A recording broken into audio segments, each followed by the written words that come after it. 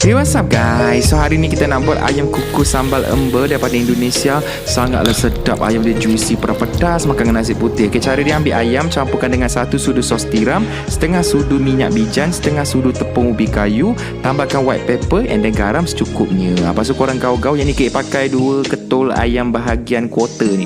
Lepas tu korang letakkan daun bawang and kita boleh kukus. Kukus dia sekejap je, lebih tak adalah sekejap, lama lah juga, dalam 25 minit sampai ayam tu betul-betul empuk and masak kat dalam lah, yang boleh bawa keluar. Okay, bagi dia cool down, kita akan mula carik-carikkan ayam tersebut supaya senang nak gaul dengan sambal.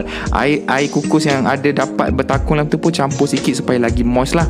Okay, next kita nak buat dia punya sambal. Tumiskan 5 biji bawang merah ros yang kecil tu, 5 ulas bawang putih.